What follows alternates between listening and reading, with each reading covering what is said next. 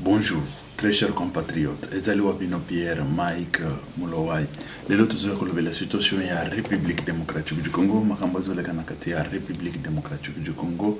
Congo na yo, Congo nanga, Congo ya pisonyo soba congolais. Sans tarder, to kende na lombango, kende kolobé la situation, il y a élection et puis prestation de serment le 20 par Félix Antoine Tshisekedi Tshilombo na stade des martyrs. Donc, il depuis que le la situation, il y a une publication déjà, il y a une publication provisoire pour les députés, pour la législative. Et bandit déjà, wana, bandit, excusez très chers compatriotes. Voilà, les élections législatives. Publication c'est vendredi des résultats provisoires. Voilà, des résultats provisoires, bandit déjà. Wana fraude ezalaki ya nyama na banani 82 oyo balobi wana ezakaka lolenga wana mais ba fraude eza tellement ebele et nani législative il a fallu banile kaka législative et après on peut recommencer les législatives, parce que nandenge ezokende les législatives. To bomona na kati ba bureau clandestin et ezobima ezoki continue soki to fandi awa pendant un mois to banda komona kaba vidéo après près 80% après près 80% ba ibi. Parce que 80% nous sommes dans l'intérieur, dans le je vais vous mettre bureau clandestin. Beaucoup de batangina député et tout ça. Total.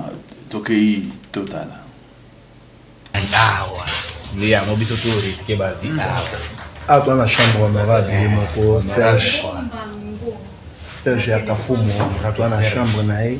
Député national et en haut tout dans la carte chambre on a ba massa na donc tout c'est sacrifié ils en a bateau bazozala na ba salle déjà pour na ba centre ba voter mais bato ba se sacrifier ba technicien nyonso ngi to vendre awa tout c'est sacrifié ma beso ke komi le loza beso ma beza ba façon ngi ko betama ko kota prison to zinza ba mambo mingi.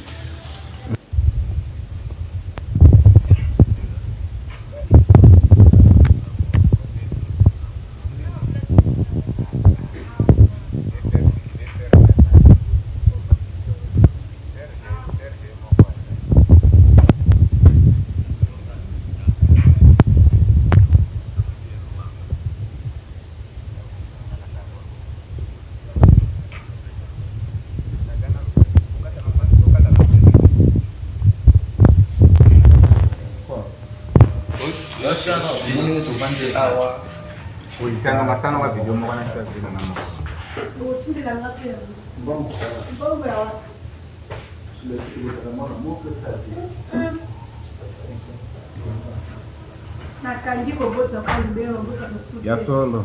Salana no tala no. Esnazo yo. Tala no boro, tala no. Tala no tena live. Ah, ni mahambuiza. Sababu wapi no tena. Sana no. Ah, ni mahambuiza.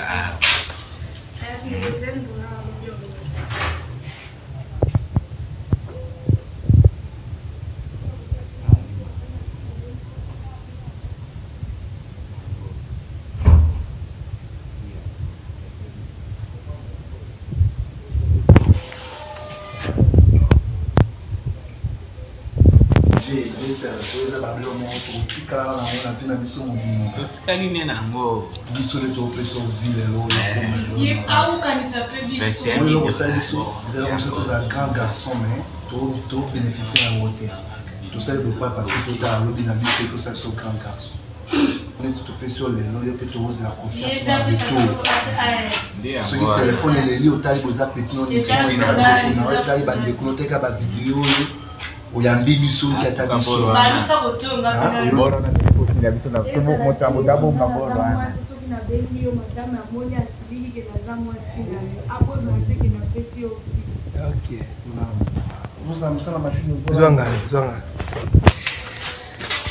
Ok, monsieur honorable, les agents managers d'arriver au Nyoso, parce qu'on va la vie d'arriver. Ce que je suis les lots, je suis assaini pour avoir grave à tout. Les athées qui voyaient, les petits bonhommes beauté, tout ça, on prend un bon beauté, tout ça, on prend beaucoup de temps pété, mais tout ça, on prend un cocanissa. La statue. Tout ça, la statue. Kala kutu stati na yo ona ko madépute na ko manani awa ndi ya mobiso to risque ba vi awa dans la chambre honorable moko Serge Akafumo dans la chambre nae député national yango il faut bannir les législatifs wana pour constitutionnel la bambango mbata nyonso to pour nyonso e bandela kaka e bandela législatif ça c'est la poubelle législatif c'est to ebite kadima akoloba ndenge nini to moni abande ko bimisa déjà ba nani provisoire e bande ko bima trop c'est trop ce qui est trop c'est trop. On peut aussi annuler les législatifs parce que le président peut diriger la République sans député à vous diriger. Il peut diriger la République. Et voilà, bon moni binomoko nenge fete zalaka. Tato fandaka bango bazo iba ba machine et tout ça fete nandako. Babiro clandestin. Fictivité, oh ils ont même fictivité, ils ont clandestin. Quand on parle de fictivité, ça va qui c'est tout ça. Mais oh baba qui c'était bango basali ya bango na ba palin clandestin ba clando oh ba benga ba clando ba clandestin de bureau clandestin c'est oyo to moni oyo eban tu sais oyo ebanité oyo to moni pe kotote oyo to ebanité oyo to moni même kotote mais oyo il y a président de la République nous avons vu le même jour. Bazo affiché, bureau par bureau, pam, on a tout calculé le même jour, pam, c'était fini, on a tout publié ici, na bureau, na biso, et ça bureau clandestin, et bureau, il y a investigation journalistique et investigation criminelle, c'est un criminologue, parfois criminologue, parfois, ma formation est kirikiri. Tout le monde va me sous Bazo finga biso moi parenthèse ozoka toi tu sais tout tu es tout bomoni na Équateur pays au Équateur babenga Équateur kuna na Amérique latine criminel moko ya diamba ya ba bange ya ba drogue bango bazana même bange te bango ba cocaïne bakanga ya kota prison. Mais dans la prison, on a mis sa licence, azotanga, sa licence. Et c'est comme ça que tout le temps. Quand je dis que je suis expert na boy, c'est pas moi qui le dis parce que n'attends pas moi papier que tu es expert. Et c'est fini. Et voilà, tout kangi parenthèse, wana toke ici une situation, il y a République démocratique du Congo, président, il va prêter serment le 20 décembre. Et là, na stade des martyrs. On est dans l'ambiance autre, dans stade des martyrs. Avant de rentrer dans Muzindo, il y a biloko msusu ba inondation ezana Kinshasa, inondation salemi kuna ya osanate bazo le belango même kutute. C'est vrai que parce que la situation politique ezo les gars et tout ça, mais inondation c'est grave, c'est très grave tout le belango. Wana ezalima comme il y a changement climatique en tant qu'expert aussi en canalisation d'eau dans l'ingénierie, expert. Expert na babiloko kirikiri. Expert na canalisation d'eau. Le belango même na ba changement climatique, ba catastrophe et tout ça. Nous avons étudié tout ça. On va en parler. Avant de lever la situation, tout ce qui est levé la situation, tout ce qui est na komona na kati ya Donc on a vu ce journaliste abimi azoloba et y a eu kumoko boye bazo monter pour basala sok nini après baboma ba tout basala sok nini. Écoutez, ça c'est la République. République bananière oyo bato bazo kino kanisa ke ye akoya kozwa pouvoir soki ki akobimisa bato nini akobimisa bato tomonaki ba résultat le même jour bamanda ko publier le même jour tozomona et c'était pas bato nyonso tozaki na ba résultat nous-mêmes nous avons calculé nous avons publié et maintenant vous voulez quoi ce n'est pas des résultats oyo yaba otozela kaseni na ba bureau clandestin oyo sokini mais non nous avons calculé des résultats des bureaux qui est bureau officiel et c'est ce que nous avons calculé des bureaux officiels témoin signé nous avons pris tout ça Félix il a battu tout le monde à 73% à battre bango na ba bureau clandestin ou ba bureau et kendaki na seni kuna non nous c'est oyo ebimi kuna basali comptage bazoloba Félix 1, Félix 2, Félix 3, Félix 10, Félix 14, Félix Katumbi 1 babimisi suko moko soki ya Fayulu babandi Félix Katumbi Félix to basilisi ba signé ba PV ebimi ba otiwana nous avons pris nous avons publié et c'est fini. Suko bato bazoloba ke bakoya ko déstabiliser mboka ba banani bakubimisa pe banani batu nini bakubimisa batu nyonso ba moni même yo mwana mutu yo monique Félix a gagné nous avons de preuves na ba WhatsApp biso tout suko yo kende yaka obema nanzela okukufa nyama na yo pambala parce que ozokende okukufa nini oyebike batu ebele ba voter Félix mais suko yo ozokende ozotambola ozolokani zelaka ke bandeko 5 ans et bêta et c'est fini toko kende lisusu ba élection soki bobo ba élection soki nga Félix bon bolingi ni kwa ni l'élection bon 4 ans de transition 5e ndeto ke élection on a mandat mususu pe mais oui 5e siko to ke élection na élection wana sikoyo ozo sala pe misala bat bazo mona tout ba ko voter yo lisusu bako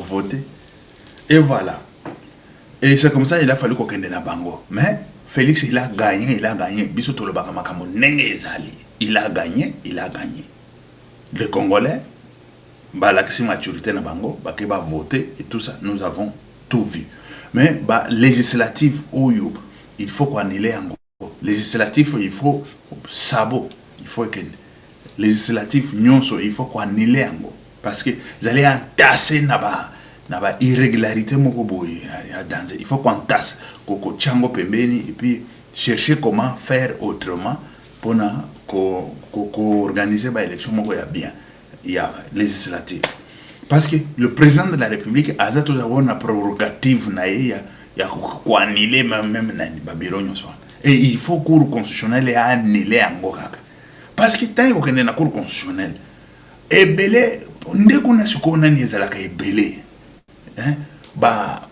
requête te ba ibinga ba voix ba sali boy ba ko annuler yango cour constitutionnel toujours senga annuler ba législative tout oyo bazo publier déjà ko annuler yango tout annuler ba législative président a diriger sans député sans quoi sans parlement a diriger la République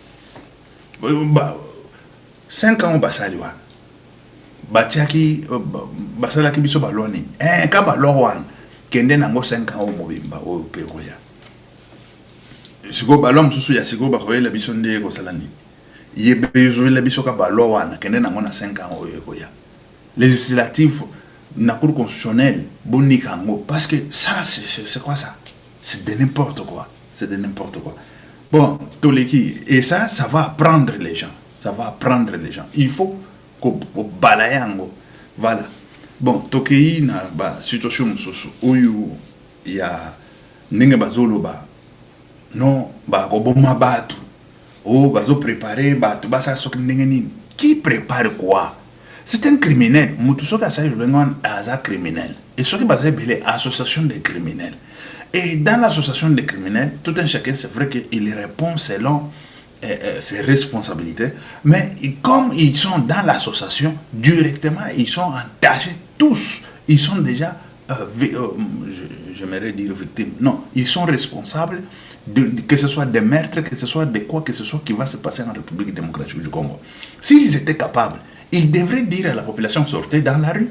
Mais la population, il ne peut pas aussi sortir dans la rue parce qu'il y a 2-3 individus comme ça qui mangent l'argent de l'État tout ce temps ici, depuis des décennies. Ils mangent l'argent de l'État. C'est aujourd'hui qu'ils vont venir dire à la population sortez dans la rue. Pourquoi même? On va sortir pourquoi? Oh, parce que Félix, il a, je ne sais pas quoi. Mais non. Mais Félix, nous avons vu le même jour-là qu'il a gagné des élections. Nous-mêmes, nous avons suivi ça et tout ça. Mais toi, tu nous dis de sortir dans la rue. Faire quoi? Les gens ne sont pas dupes. Ils savent c'est quoi. Oh, ils sont en train de préparer. Qui? Mais vous avez peur de quoi? Dans l'opposition, il y a qui, tout d'abord? À l'époque, il y avait Etienne Tshisekedi. Aujourd'hui, dans l'opposition, il y a qui et quoi? Pouvez-vous me dire dans l'opposition? L'opposition n'existe pas. L'opposition n'a jamais existé, ça n'existe même pas. Aux élections comme ça, Katumbi, on l'a battu dans son fief. Batum Soussou Bazo comprendre. Au fief ya Katumbi, il y a Kamalondo. C'est à Kamalondo. Katouba là-bas, on l'a battu jusqu'à, je ne sais pas comment. À Lubumbashi, là, on a battu Katumbi. À Lubumbashi tout entier. À Kachobwe, peut-être c'est là où il a fait, je ne sais pas si c'est 80 quelques, à Kachobwe. À Malembankoulou, peut-être une histoire comme ça. Bon, et là, parce que c'est les fonds, les gens ne raisonnent pas bien. Vous comprenez, quand je dis qu'ils ne raisonnent pas bien, c'est parce qu'il y a très peu de matière scientifique dans leur tête. Quand on parle de matière scientifique, quand on dit déjà 1 plus 1, c'est scientifique. Batubaki école ou école primaire baza mingite et c'est ça la gratuité est bien pour Félix a tiens pour la République pour batuba baba na raisonner ka o baza na fin fond wana mais pour ni bazo voter oyo msusu pour na nini biso tulingo voter Katumbi ni wetu Katumbi aza ya biso mais siko pour na nini msusu bazo lo bawana parce que azotonga ba école atongeli biso pe école bana bakome okende pe ofele na voter Nous devons comprendre que l'intérêt son intérêt là-dedans, l'intérêt de la population, accueillir à voter. Vous comprenez? Et c'est ça. Nous devons être au moins très corrects dans le côté. Parce que Katumbi, il était gouverneur, il était je ne sais pas quoi. C'est vrai qu'il y a de bonnes choses qu'il avait fait. C'était la lutte contre la corruption. Ça, c'est quelque chose que on ne peut pas aussi dire que Saraki Mabé. Mais être président de la République pour gérer la République, tu dois être full option. Ce n'est pas la corruption. Parce que la corruption, c'est Katumbi. Détournement des fonds publics, c'est Katumbi. Et tout ça, clique Wana, il y a depuis Kabila, c'est nul. C'est nul. Et voilà. Toleki côté Wana, toujours kende bandeko. Ici, il y a quelque chose qui se passe à Kinshasa, pas seulement Kinshasa, mais dans les médias, c'est comme s'il y a, je ne sais pas quoi, l'inondation qui s'est faite de tous les deux côtés, tous les deux Congos. Moi, parenthèse, Nayoki Nungu, je ne précise pas, je ne confirme pas, mais Nayoki Nungu, la société, il y a carbone en République démocratique du Congo. Carbone, ça veut dire de carbone pour vendre le carbone des forêts et tout ça. Ce serait société Yambemba et tout ça. Je n'ai pas dit que je confirme. Non, je ne confirme pas. En Europe, quand vous parlez des sociétés de carbone, Ezanini, tout expliqué dans le peuple tout d'abord. La société de carbone Ezali, la société qui est créée en Europe, il y a que Batu, Oyo bazo polluer mingi planète. Par exemple, bazo polluer ango na ba mituka, na ba avion et tout ça, parce que avion ils ont pollué pe makasi. Bazo ya ko pesa siko société wana misolo, parce que ba société wana ekende ezo luka ndenge nini ya kosala ka compenser carbone na bango ou ba compenser pollution na bango na misala oyo bango bako sala ya que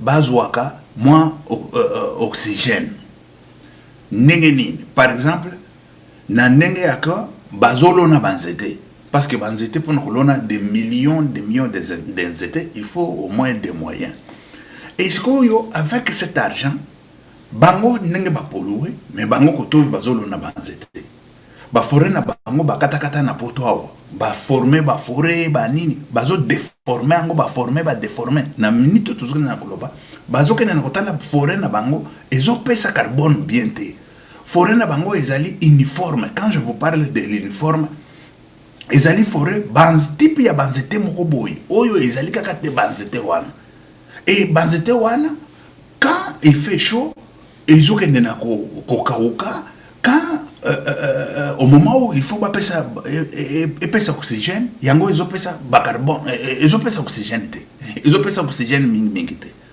mais si ko chez biso toza na forêt oyo ezali naturel oyo tozali na plusieurs variétés ya banzete. Quand on vous parle de plusieurs variétés ya banzete, nzete oyo à cause de la pesa ye oxygène na ba 18 heures mususu parce que banzete généralement ba pesa ka butu nde ba pesa ka oxygène. Mais ezana banzete mususu pe butu yango zo bimisa carbone. Na moi ezo pesa wana ba exception banzete wana ezalaka. Ezo bimisa carbone na butu na moi ezo bimisa oxygène. C'est-à-dire qu'il y a des variétés à banzete.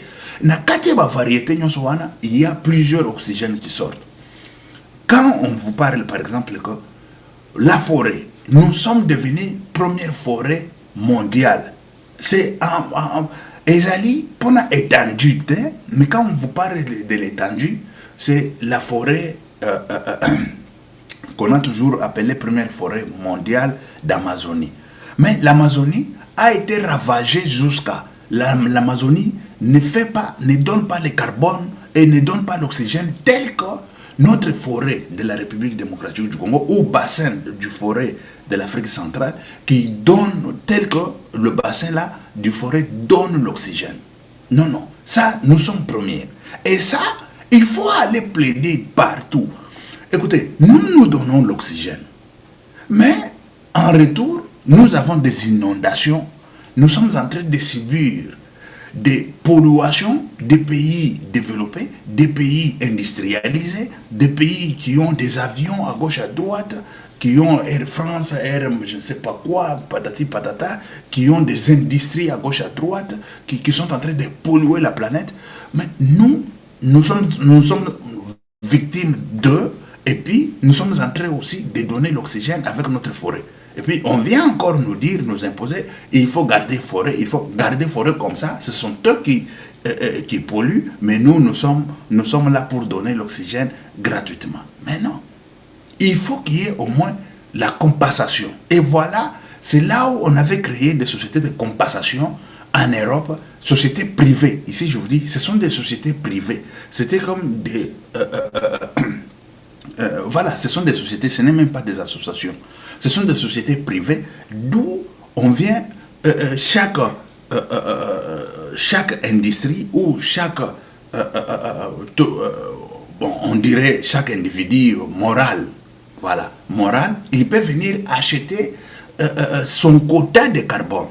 Il peut venir, d'oxygène contre le carbone qu'ils sont en train de mettre dans le monde ou dans la planète. Et ces sociétés-là, au lieu d'acheter le carbone, d'acheter l'oxygène là où ça se trouve, et ils sont en train d'arranger leur pays. Tout d'abord, d'arranger leur pays pour que leur pays, demain, commence à donner l'oxygène. Mais nous donnons l'oxygène maintenant là.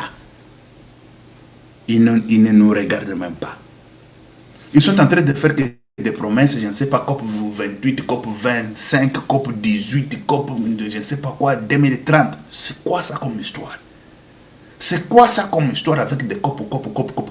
Ils doivent nous donner de l'argent.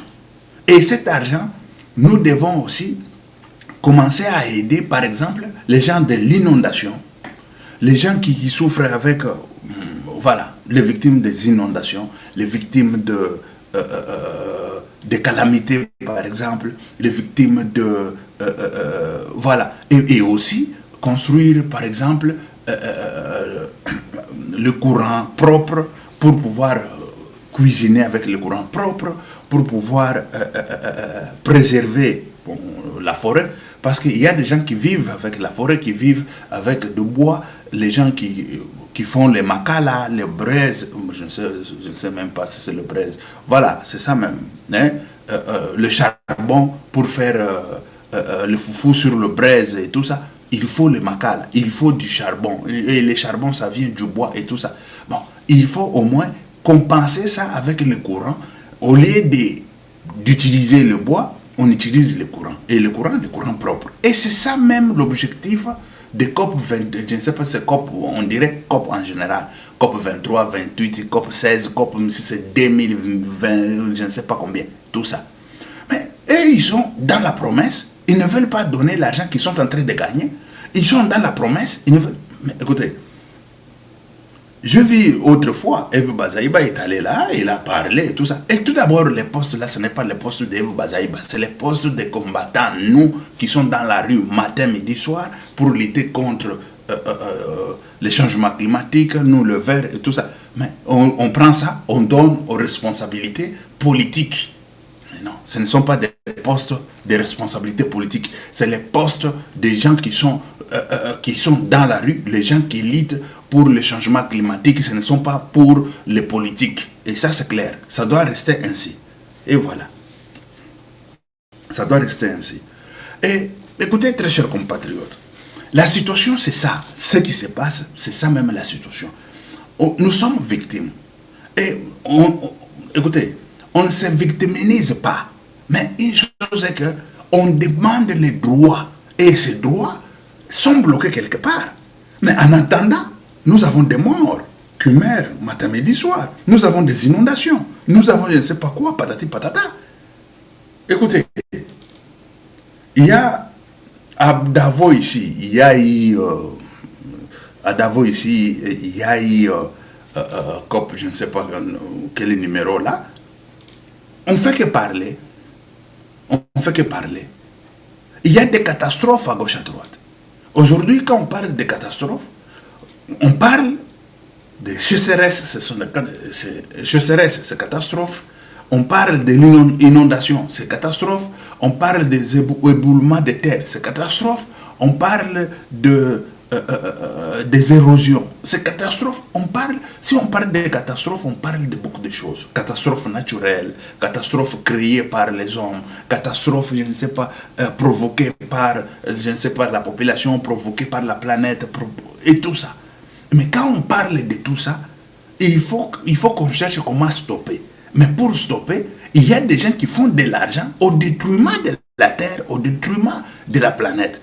Et ils continuent à faire de l'argent au détriment de la planète.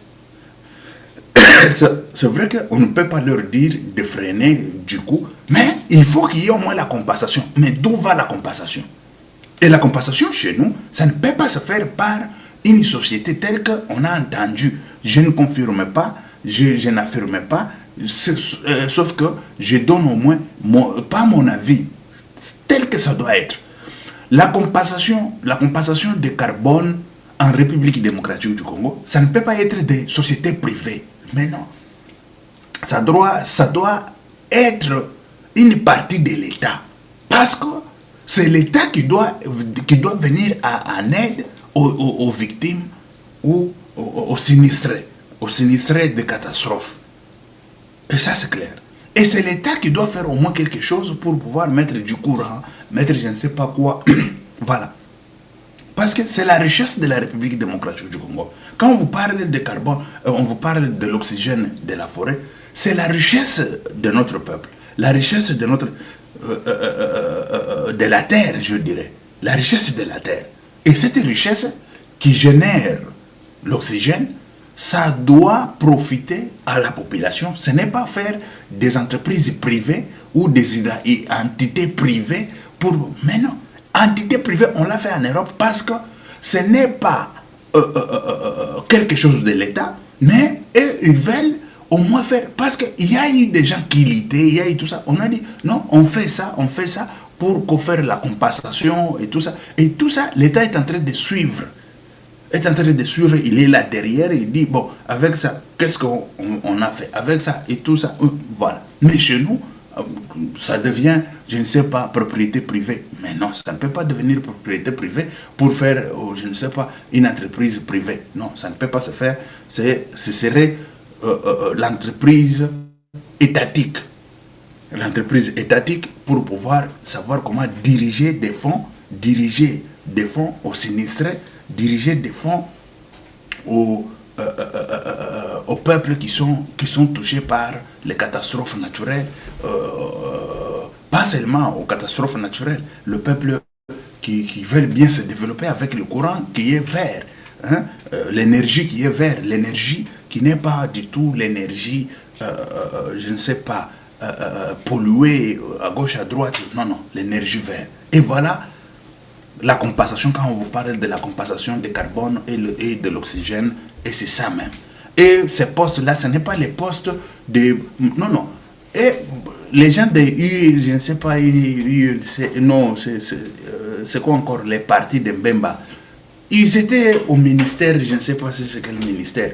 Mais c'est ça aussi. Moi, parenthèse, je suis Congo.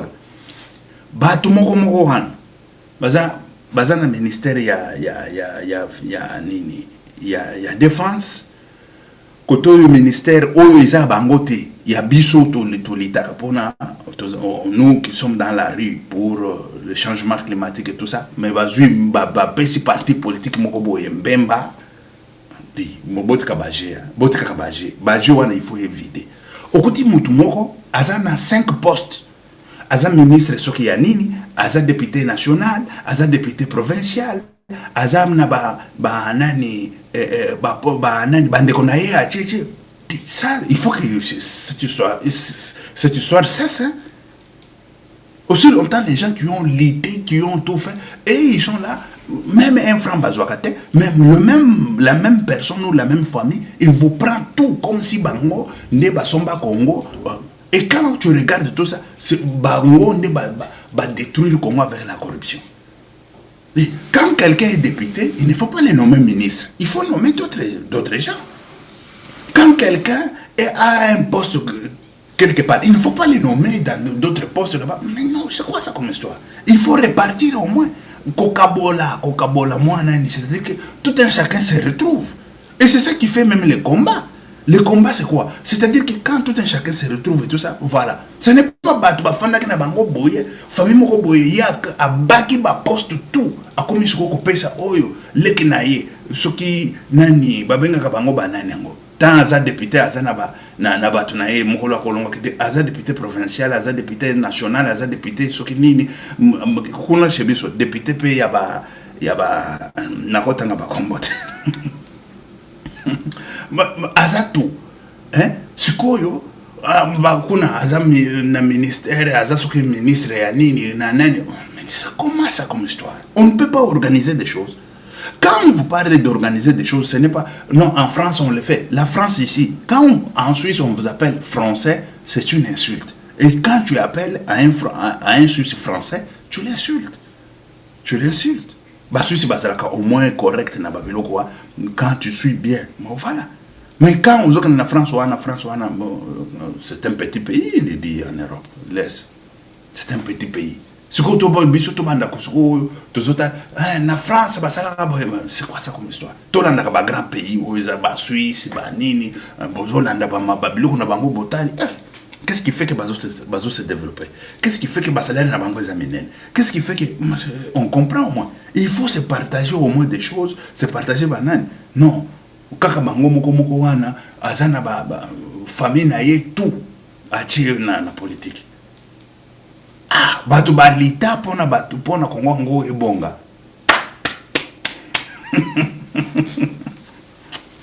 Même classe ya malonga baltangite. Pourquoi? Ils n'ont même pas de moyens. Bon, tous les qui, la situation. Excusez très chers compatriotes. Mais c'est ça. Il faut que tu aies c'est-à-dire que c'est répartir, tu vas vivre dans la planète. Mais quand on se répartit même pas des postes, mais tu vas vivre et tout ça, c'est comment? Même quand je parle, même dans la entreprise, dans la gestion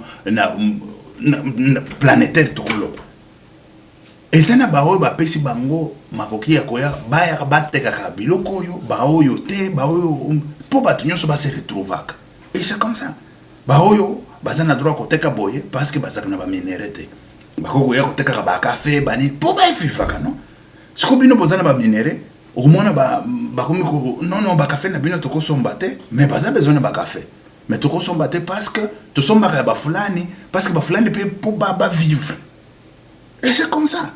Qui vivre dans l'ifelo, dans l'enfer. Bao bazana ngo ba zuina mususu ba bakiseli bango ba poste mususu bonjour. Ya ba ministre ya ba nini ya ba nini soki ba PDG ba nini. C'est quoi ça? Wana kindoki te. Toujours vivre na kinana muchandani, tout vivre muchandani, tout vivre mu vie normale. Na Congo wana to vivaka ndena kindoki ou to vivaka na vie normale boy bat bazo vivre avec au moins de l'intelligence na et comme ni tu vivre na kindoki moko boye yake kuna se bichikila to boyas makambo bichikila to boyas qui veut dire chimvundu kuna papa mama za la kate papa mama za la kate kindoki yango wana tuzuki na kumana ba pasteur mususu bazobe ma bimina azui mwana moko boy azomona na misu ke mwana oyo aza mineur kuna ba convoka ki il faut que ndotala mwana wana parce que bakoya ba lobi azana 18 ans évolue ba pesa yo bulletin école primaire pour que ndotala ke mwana wana aza jinini mwana wana ba école oyo asali et tout ça na ba bulletin. Et c'était que bazoya koloba na monoko ke azana 18 ans révolu aux autres la moto à 18 ans aux hommes na mwana azasoki na 12 ans. Tu sais quoi ça comme histoire? Tata mokolo lolengo wana le korea ka mwana wana boy. C'est un sorcier dit kanga criminel wana bocha en prison. Parce que ce sorcier wana. C'est ça que je vous dis que au Congo on vit comme des sorciers, on vit comme dans la sorcellerie. Sans loi, sans normes, sans quoi, sans kolandela.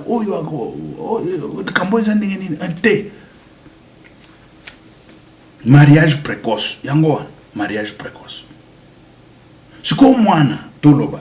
Azala na 18 ans révolu.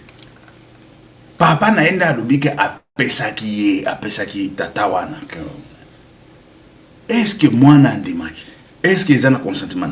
Est-ce qu'il y a un exigé na makasi? Et c'est ça qu'il faut suivre maintenant.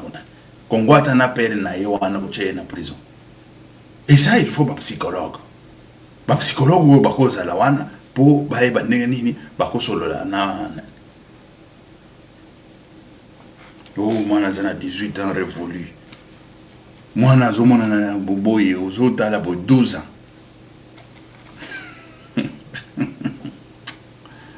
Zambena Kembo, c'est grave. Toki na tubomona makambo ya Kinshasa ya inondation.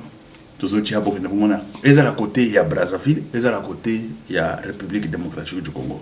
Total.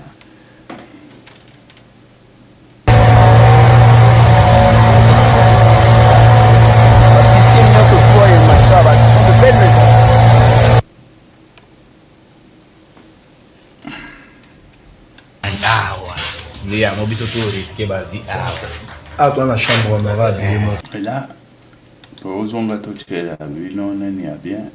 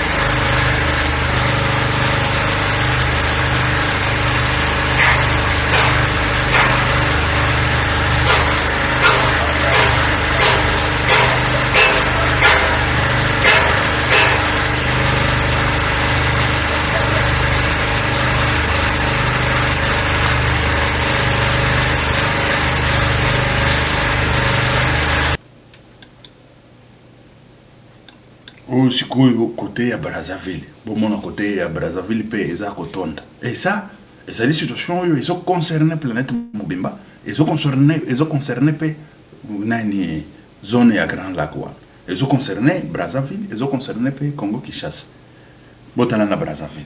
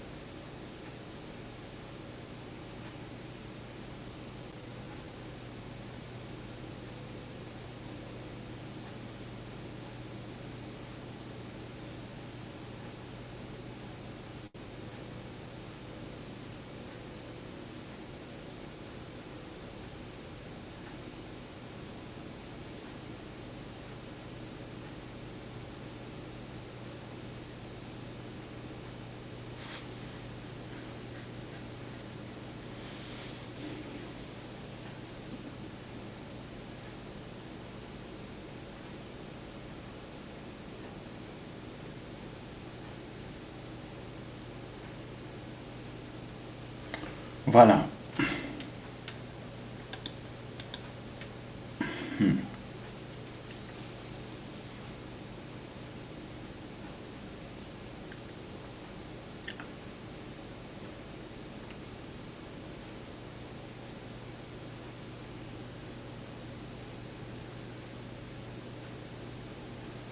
Bon, mon inondation mon va et tout ça ils allaient changement climatique et puis des DP ils allaient parce qu'il y a des facteurs tous un facteur oyo mai ils ont un fleuve ils ont mata tous un facteur oyo mai oyo ils ont kitaboye il faut y avoir un fleuve c'est koyo et tout ani et nani et décalé et voilà qu'est-ce qu'il faut faire il faut déjà Kobanda, Kanissa, qu'est-ce qu'il faut faire et tout ça.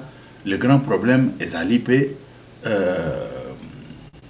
bateau, il y a la canalisation d'eau. Quand on vous parle de canalisation d'eau, on parle aussi de fleuve. Quand on parle de fleuve, ce qui est débordé. Qu'est-ce qu'on peut faire et tout ça. Bon, pourquoi ils ont quota et belé maï lo lengwan parce que maï et belé sko comme ko uta lola bambula et comme ko sopana na ndenge moko ya maï et belé les ali sous na ba mesure net ya kalate c'est ça qui fait changement climatique ce qui veut dire que ba nani les ali sous ndenge ba mesure normale non je serais sous que y et beti quand vous parlez de je serais c'est ça kozanga maï mais quand vous parlez ya nenge mai ezotonda bon eza un phénomène moko il faut déjà ko banda ko attaquer ango et quand on attaque ça il faut attaquer sur le plan international attaquer correctement et puis misolo ebimaka parce que bangonde bazana misolo bazo magasiner ba misolo bazo polluer planète ba magasiner ba misolo et tout ça biso ezaka kolela lela boye ezaka milelo ezaka mais non ça il faut qu'on frappe fort parce que si moi je suis là la capitale mondiale il y a nani capitale mondiale il y a COP ezala n'importe quelle COP et que la République démocratique du Congo na Équateur c'est là où je veux mettre na bazamba wan capitale mondiale il y a changement climatique il faut ezala kawan et c'est ça que moi je me tiens na nani ya capitale et kozala kawana outi soki wapi oye na République démocratique du Congo ne esika oyo ba réunion oyo ya ba changement climatique ko banda ko salema tout bango bazo polluer biso nde toto de la kalela c'est quoi ça comme histoire capitale il faut tomber na Congo Amazon apesa kalisusu ba nani Amazon etikala kombo forêt Amazon wana bozoka forêt première forêt mondiale etikala kombo première forêt za biso netozanango Il faut capitale mondiale et tonga machebiso kuna na nani na Équateur. C'est là où kuna et pas pygmée. C'est là où pygmée boy bisanga pygmée Apollouani pygmée Apollouani. Un victime biso surtout ça va victime to polluer le côté. Et c'est quoi capitale il faut fanda chez biso. Oh toke na Suisse ne baza ba nani. Oh toke mbongo nyonso bazo polluer kuna banani. Bazo fanda na Suisse. Oh toke soki wapi na Corée, soki na Chine, soki il faut que senga bango capital moko il faut ezala tokotonga capital ekotongama na kisha na nani na République démocratique du Congo fond ekobima. Si moi je suis là, fond ekobima sur le plan international. Fond ipe ya munene totongi pe capital ya munene. Parti mususu totongi na Kinshasa, parti mususu totongi na Équateur. Kuna ipa ba pekime là où ba tutaye amona na no forêt et puis tazo voler boye pour akit. Amoni munene na forêt le bi voilà, c'est ça que nous avons besoin. Et voilà. Ok, merci très chers compatriotes, tout beaucoup d'emballassement, que Dieu vous bénisse, que Dieu soit avec vous. Ok, merci, ciao, à la prochaine, que Dieu vous bénisse. Les amis qui Pierre, Mike, Molowai. Ok, merci, ciao.